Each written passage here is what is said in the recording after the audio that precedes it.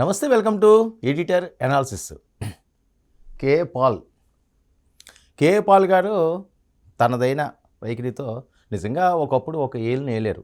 సరే, టైం బాగోకపోవడమో, పరిస్థితుల ప్రభావమో, ఆ తర్వాత జరిగిన పరిణామాల నేపథ్యం కేఏ పాల్ అన్నది ఒక జోగర్గా చేసి పడేసింది.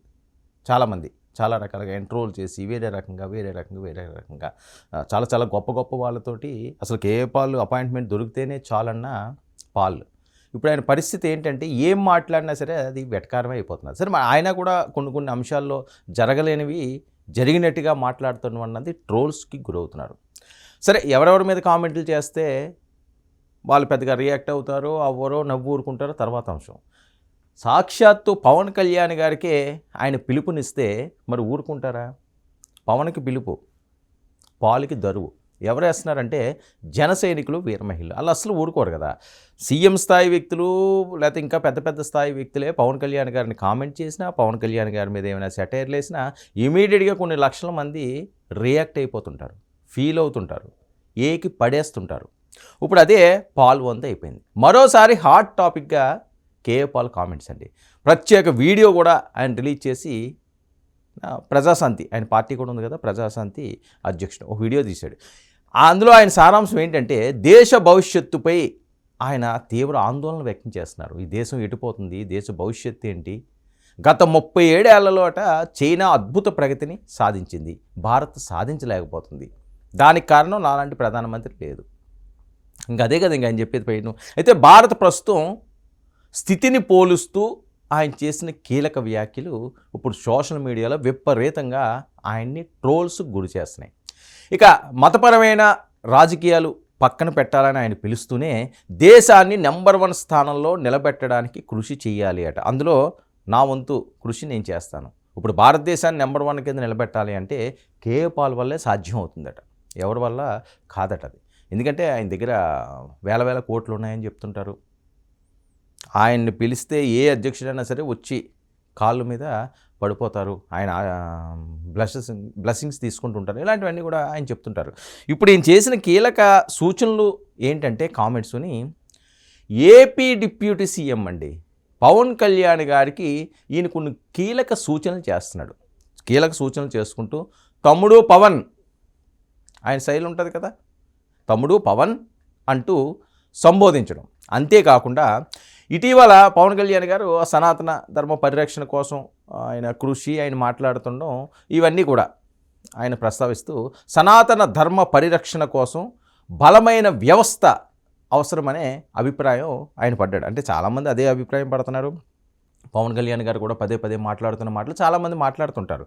ఈయన కొత్తగా దాని గురించి ప్రస్తావించడం. అంతేకాకుండా దక్షిణాది రాష్ట్రాల్లో ప్రముఖ ఆలయాల సందర్శన, ఉత్తరాది రాష్ట్రాల్లో ఆలయాలు ఆయన పర్యటన చేస్తుంటారు. దక్షిణాది అవనియండి, ఉత్తరాది అవనియండి, వివిధ ప్రాంతాల్లో పవన్ కళ్యాణ్ గారు ఆయన వెళ్తుంటారు. కొన్ని రాష్ట్రాలు వెళ్తుంటారు కదా. మతాలనే అంశం కాకుండా అందరినీ కలుపుకుని ముందుకు సాగాలనే ఆయన ఆలోచనతో ఆయన వేస్తున్న అడుగుల్ని ఈయన ఒకటి ప్రస్తావించుకుంటా తిరుమల లడ్డు వివాదంపై ఈయన కేఏ పాల్ గారు కామెంట్స్ మొదలుపెట్టారు. పవన్ కళ్యాణ్ తమ్ముడు ఊగిపోవడం కాదు, ఇప్పటికైనా ప్రభు మార్గంలో, శాంతి మార్గంలో, సత్య మార్గంలో నడవాలని కేఏ పాల్ ఆయనకి సలహా ఇస్తున్నాడు.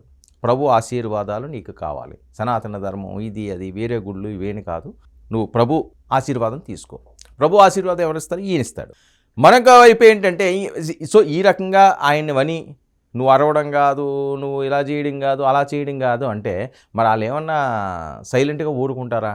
వాళ్ళు మొత్తం ఈయన చిట్టా అంతా తీస్తున్నారు, ఏకి పడేస్తున్నారు.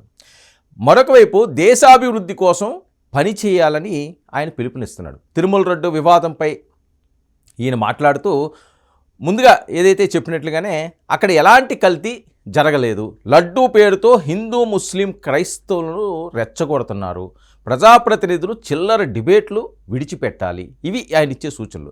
మరొక వైపు నిరుద్యోగం, రైతుల సమస్యలు, పేదరికంపై ఫోకస్ పెట్టాలని ఆయన పిలుపునివ్వడమే కాకుండా ఇండియాను నెంబర్ 1 దేశంగా మార్చడమే ఆయన లక్ష్యం అట. చూసారా, ఇప్పుడు పాయింట్లోకి వచ్చేసాడు. ఆయన లక్ష్యం ఏంటి? ఇండియాని నెంబర్ 1 చేయాలి. నెంబర్ 1 చేయాలంటే అది ప్రజాశాంతి పార్టీ అధ్యక్షులు కేఏ పాల్ గారి వల్లే అవుతుంది.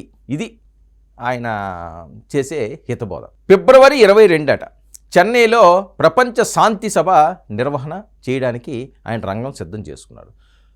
దానికి ఏంటి కేఏ పాల్ కామెంట్స్, ఆయన ఒక మాట మాట్లాడితేనే వందలు అంటారు. ఇంకా పవన్ కళ్యాణ్ గారు లాంటి వాళ్ళు ప్రస్తావిస్తే మీడియా అంతా కూడా ఇదే పూర్తి స్థాయిలో వైరల్ అవుతున్న నేపథ్యం. మరి ఈయన చేసే హితబోధలు ఏంటో, ఈయన ఇచ్చే మెసేజ్లు ఏంటో, ఇప్పుడు ఈయన కన్ను పవన్ కళ్యాణ్ గారి మీద పడ్డారేంటి? ఎందుకంటే మోడీ గారినో లేదా ఇంకొకరినో సీఎంలని వీళ్ళని వాళ్ళని ఆ రకంగా ఆయన మాట్లాడేవాడు. ప్రపంచ శాంతి తీసుకొస్తాడు. ఇండియా నెంబర్ 1 ఏంటి? ఈయన ప్రపంచంలో ఏ దేశాన్ని నెంబర్ 1 చేయాలన్నా ఆయన చేసేస్తాడు. అంత శక్తి కలిగిన కేఏ పాల్. ఎందుకంటే ఆయన చెప్పిన మాటలే, ఇది ఎవరో వేరే వాళ్ళు మాట్లాడడం కాదు. నేను ప్రపంచంలో ఎక్కడ ఏదైనా సరే నేను చేయగలను. ఇప్పుడు ఈయన యుద్ధాలు ఆపేస్తుంటారు. ట్రంప్కి కానీ ఫోన్ చేసి చెప్పాడు అనుకోండి, ట్రంప్ నువ్వు అది వెళ్ళకు, అది చేయకు అని జస్ట్ అలా అంటే చాలు. ఈయన ఫోన్ అంటేనే వణికిపోయే స్టేజ్లో వివిధ దేశాలు ఉన్నాయని. అగ్రరాజ్యమైన అమెరికా కూడా ఉన్నది. అమెరికా అవనియండి, రష్యా అవనియండి, చైనా అవనియండి, కరోనాను కూడా ఆయనే ఆపారు. కరోనా వైరస్ను కూడా వ్యాపించకుండా పూర్తి స్థాయిలో కట్టడి చేయడానికి ఆయన చేసే ప్రార్థనలు అవనియండి, లేకపోతే ఆయన అవలంబించిన వైఖరి అవనియండి, ఆయన ఇచ్చిన సూచనలు అవనియండి. ఈరోజు భారతదేశం ఎలా ఉందంటే సింపుల్గా ఆయన చెప్పే మాటల్లో ఏంటంటే, ప్రత్యక్షంగా ఆయన లేకపోయినా, ప్రత్యక్షంగా ఆయనకి ఏ పదవి లేకపోయినా ఆయన చేసే ప్రార్థనలు ఈరోజు భారతదేశాన్ని కాపాడుతున్నాయని చెప్పి ఆయన మాట్లాడుతున్నాడు. అంతేకాకుండా ప్రభువుని నమ్ముకో పవన్ కళ్యాణ్, ఇంకా నీకు మంచి జరుగుతుంది, మనందరం కలిసి దేశాన్ని నెంబర్ 1 తీసుకువెళ్దాము అని చెప్పి ఆయన మాట్లాడుతున్న నేపథ్యం. ఒక పక్క సాక్షాత్తు ప్రధానమంత్రి గారే పవన్ కళ్యాణ్ని ఒక తుఫాన్ అని సంబోధిస్తుంటే, ఈయనేమో నువ్వు రా మనందరం కలిసి ముందుకు వెళ్దాము అని చెప్పి ఈయన పిలుపునిస్తున్నారు. మరి ప్రజాశాంతి పార్టీ ఏంటో, మరి ఆయన ఆలోచన ఏంటో, ప్రజాశాంతి పార్టీని దేశవ్యాప్తంగా విస్తరించాలని చూస్తున్నారా, లేకపోతే ఈయన వచ్చే ఎన్నికలకి అన్ని రాష్ట్రాల్లోని కూడా ప్రజాశాంతి పార్టీని పూర్తి స్థాయిలో రాజకీయ పార్టీగా తీర్చిదిద్దామని చెప్పి ఏమైనా శాసనం కట్టుకున్నారా? పవన్ కళ్యాణ్ గారిని పిలవడంలో ఉన్న ఆంతర్యం ఏంటి? పవన్ కళ్యాణ్ గారిని రమ్మడంలో ఉన్న ఉద్దేశం ఏంటి? మరి ఈ రకంగా పవన్ కళ్యాణ్ గారికి నువ్వు అరవు అని ఈయన మాట్లాడితే అరవకుండా ఈ రకంగా చెయ్యి అని చెప్పి సూచనలు సలహాలు ఇస్తే వాళ్ళు ఏవైనా క్షమిస్తారా? అనవసరంగా ఈ మధ్యకాలంలో కాస్త సైలెంట్గా ఉన్న కేఏ పాల్ గారు మళ్ళీ పవన్ మాటతో ఒక్కసారిగా ఆయనకి దరువు అంటున్నారు. ఫుల్గా వాయించేస్తున్నారు. మరి దీని మీద ఆయన ఏ రకంగా రియాక్షన్ ఉంటుందో, మరి పవన్ కళ్యాణ్ ఆయన పిలుస్తున్నారు, మరి ఆయన ఏమైనా స్పందిస్తారో. మరి ఈయన మాట్లాడుతున్నప్పుడు చాలామంది స్పందించరు. ఎందుకు స్పందించరు ఏంటో? మరి ఆయన మాటలు నచ్చట్లేదా, లేకపోతే ఆయన వైఖరి నచ్చట్లేదా, లేకపోతే కేఏ పాల్ అంటే వీళ్ళందరూ కూడా భయపడిపోతున్నారా? చాలామంది సీఎంలను అంటారు, పిఎంలను అంటాడు, మంత్రులను అంటాడు, చాలా ఆయన మాట్లాడుతుంటాడు.